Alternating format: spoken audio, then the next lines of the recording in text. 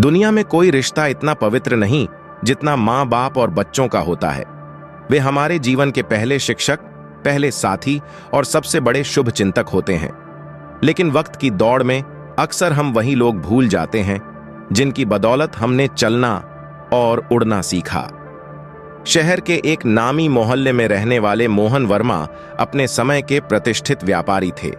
उन्होंने अपनी मेहनत और ईमानदारी से एक बड़ी संपत्ति खड़ी की थी। उनका बेटा राहुल बचपन से ही होशियार और तेजस्वी था। मोहन ने उसे सबसे अच्छे स्कूल और कॉलेज में पढ़ाया ताकि वह अपने जीवन में कुछ बड़ा कर सके। समय बीतता गया और राहुल ने इंजीनियरिंग की पढ़ाई पूरी करने के बाद एक बहुराष्ट्रीय कंपनी में नौकरी कर ली। उसकी नौकरी इतनी व्यस्त हो गई कि धीरे धीरे उसका अपने माँ बाप से मिलना जुलना और बातचीत करना कम हो गया। मोहन और उनकी पत्नी सुमित्रा शुरू में सोचते थे कि बेटा नया नया काम में लगा है, इसलिए व्यस्त है। वे उसे समझाते रहते, बेटा वक्त निकाल कर कभी कभी आ जाया करो, हम तुम्हें देखने के लिए तरस जाते हैं। राहुल हर बार कहता, पापा अभी काम बहुत है, लेकिन अगले महीने जरूर आऊंगा। यह अगला महीना सालों तक आता ही नहीं था। मोहन अब बुजुर्ग हो चले थे। उनकी आंखें कमजोर हो रही थीं और शरीर भी थकावट महसूस करने लगा था। लेकिन उनका दिल हर रोज राहुल की एक झलक के लिए तड़पता था। सुमित्रा भी अक्सर उदास रहती थीं। एक दिन मोहन ने तय किया कि वे कुछ ऐसा करेंगे जिससे राहुल उनसे मिलने के लिए मजबूर हो।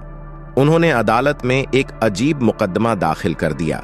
मुकदमे में लिखा था, मैं अपने बेटे से हर महीने 100 रुपए की मांग करता हूं। यह खबर पूरे मोहल्ले में फैल गई।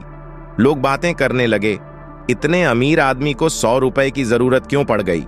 कोई कहता शायद उनका बेटा उनका ध्यान नहीं रखता, तो कोई कहता यह जरूर कोई चाल होगी।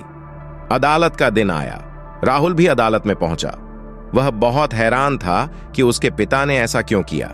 जज ने मोहन से पूछा, आपके बेटे से 100 रुपए की मांग क्यों? मोहन ने शांतिपूर्वक कहा, जज साहब मुझे पैसों की कोई जरूरत नहीं है। मैं चाहता हूं कि मेरा बेटा हर महीने मुझे 100 रुपए अपने हाथों से दे। राहुल यह सुनकर चौंक गया। उसने कहा, पापा यह सब क्या है? आपके पास सब कुछ है, फिर आपको मेरी जरूरत क्यों पड़ी? मोहन की आंखें भर आईं। उन्होंने कहा, बेटा तुम्हारे पास मेरे लिए समय नहीं है। तुम इतने व्यस्त हो गए हो कि मुझे देखने तक नहीं आते। ये 100 रुपए मेरी मजबूरी नहीं, मेरे दिल का सहारा है। मैं चाहता हूं कि तुम हर महीने मेरे पास आओ, मुझे अपनी आंखों से देखो और अपने हाथों से मुझे 100 रुपए दो। बस यही मेरी ख्वाहिश है। जज साहब भी यह सुनकर भावुक हो गए। उन्होंने राहुल से कहा, तुम्हारे पिता ने यह मुकदमा इसलिए नहीं किया क्योंकि उन्हें पैसे चाहिए। उन्हें अपने बेटे का प्यार और समय चाहिए। क्या तुम उनकी यह छोटी सी मांग पूरी नहीं कर सकते?